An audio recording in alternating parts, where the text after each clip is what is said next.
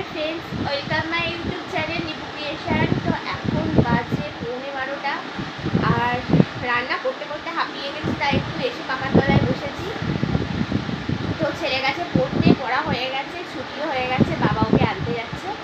তো চলো, আমি রোজ যা রান্না করি তো সবই তোমাদেরকে দেখানোর চেষ্টা করি, যা যা রান্না করি। এতে আমি পুরো মানে রান্না করছি, রান্না করার ভিডিও কিন্তু আমি দিই না। তো আমি যা যা রান্না করি সেটাই আসলে ভিডিওটা, সেই রান্নাটার কী কী রান্না করছি সেই ভিডিওটাই দেওয়ার চেষ্টা করি। তো চলো আজকে কী রান্না করেছি চলো তোমাদেরকে একবার দেখিয়ে দিই। তো চলো কী রান্না করেছি একবার দেখিয়ে দিই।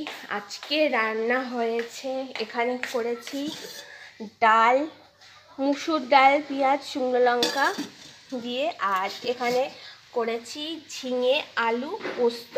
তাই এটা হচ্ছে দুপুরের জন্য, আর রাত্রের জন্য আমি আলাদা তুলে রেখে দিয়েছি, এটা হচ্ছে রাত্রের জন্য। তো ওটা হচ্ছে ঝিঙে আলু পোস্ত। তো আর রান্না এখনও ভাত হয়নি, ভাত রেডি করা আছে। তো আর রান্না হবে হচ্ছে এই যে এখানে বসিয়েছি পেঁয়াজ ভাজা। তো এটা করবো ডিম কষা, তার জন্য নিয়েছি শুধু এবেলার জন্য। আর এই যে এখানে ডিমগুলো সিদ্ধ করে ভেজে রেখে দিয়েছি। একটা হচ্ছে আমার, তোমাদের দাদা ভাইয়ের, আমার জায়ের, দেওরের, আমার ছেলের। তো বাবা ডিম সিদ্ধটা খায় না, তাই বাবাকে খাওয়ার আগে ডিম ভাজা করে দেবো। আর এখানে করছি রাত্রের জন্য একটু ঢ্যাঁড়স ভাজা। ঢ্যাঁড়স ভাজাটা করছি রুটি দিয়ে খাওয়ার জন্য। রাত্রে তোমাদের দাদা ভাই আমি রুটি খাই, তো তার জন্য করছি ঢ্যাঁড়স ভাজা। ঢ্যাঁড়সটা শুধু না, ঢ্যাঁড়সটা ভাজবো আলু আর পেঁয়াজ দিয়ে। তো আগে আমি ঢ্যাঁড়সটা ভেজে নিচ্ছি, তারপর আলু পেঁয়াজটা ভেজে ঢ্যাঁড়সটা ওর মধ্যে দিয়ে দেবো। তো চলো ডিম কষাটা আগে করে নিই। আর এখানে আমার পেঁয়াজটা কিন্তু ভাজা হয়ে গেছে। এবার এর মধ্যে লঙ্কার গুঁড়ো দিয়ে দেবো।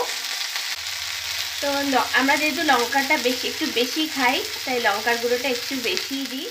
তো এখানে লঙ্কার গুঁড়ো দিয়ে দিয়েছি, আর লঙ্কার গুঁড়োটা দিয়ে কিন্তু আমি আরেকটু সেইটা নাড়াচাড়া করে নেব। তো আমাদের ডিমের ঝোলও হয়, আর ডিম কষাটা অনেক সবাই একটু ঝোল করে, কিন্তু আমি ঝোল করি না, কারণ তোমাদের দাদাভাই ডিম কষাটা একটু শুকনো শুকনো খেতে বেশি ভালোবাসে। এই যে জলটা দিলাম, এইটুকু জলই দেওয়া থাকবে। এবার এর মধ্যে আমি ডিমগুলো দিয়ে আর গ্যাসটা কমিয়ে রেখে দেবো। ওইভাবেই কিন্তু পেঁয়াজটাও সেদ্ধ হয়ে যাবে, আর ডিমটাও কিন্তু খেতে বেশ ভালো লাগবে।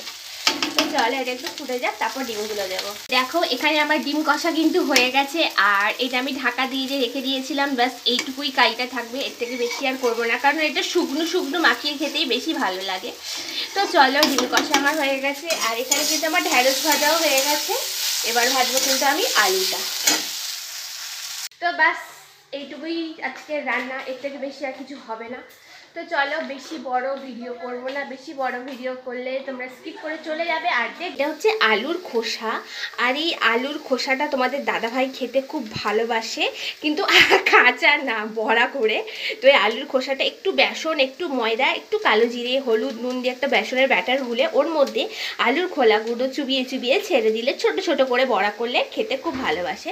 তো এখান থেকে আমি ছোট বাটি 1 বাটি তুলে রেখে দিয়েছি। এটা করব গরম গরম খাওয়ার আগে। আর ডিম কষাটা তো তোমাদের দেখিয়েই দিয়েছি।